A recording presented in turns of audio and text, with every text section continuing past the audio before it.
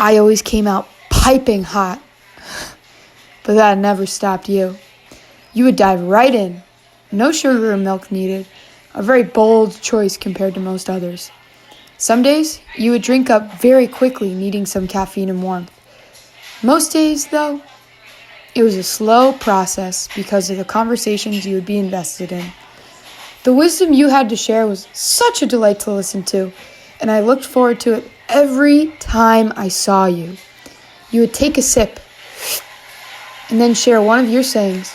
After 99 years, you had accumulated a lot of these. When someone avoided something dreadful, it was always greeted with the, "How lucky can you get, brother?" When your grandchildren or great-grandchildren were fighting, you would always remind them, "It takes two to fight."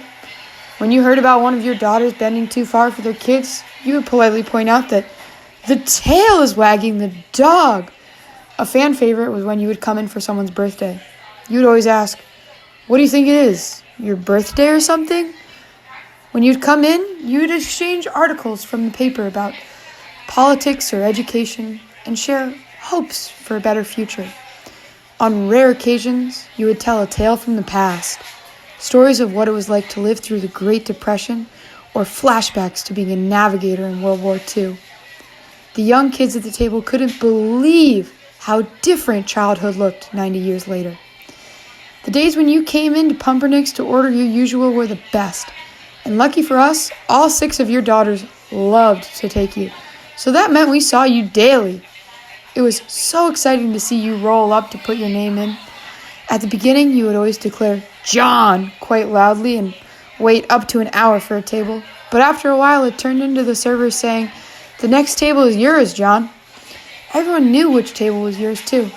Take the second left and wheel straight back. Move the chair to the far right out of the way and park the wheelchair. That was the John McCann table, the John McCann spot. It was your daily seat. The routine did not stop there. You always had the usual: a cup of coffee, a cup of soup, and a sandwich to split. Unless the soup of the day was enticing, it was chicken noodle soup and a liverwurst sandwich. I don't know how you did that. 2 packs of saltines always came with the soup, and you would disperse them among the crowd. The bag of chips that came with your sandwich would always go to your daughters so they could pack it in kids' lunches.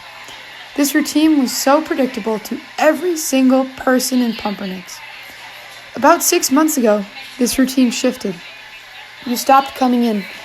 There were no highs, no liverwurst sandwiches, no wise words shared.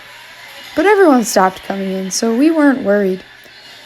Your daughter still ordered takeout for John, so we thought you would come back. But then we heard the news. No more sayings, no more usual order, no more cups of coffee, ever. The thing I will miss most is the joy you radiated. No matter who you came in with, no matter what time of day it was, you were smiling and joking. You knew life was a gift and treated it as such, enjoying the simplest of pleasures like a cup of black coffee. You treasured these moments, and we will too.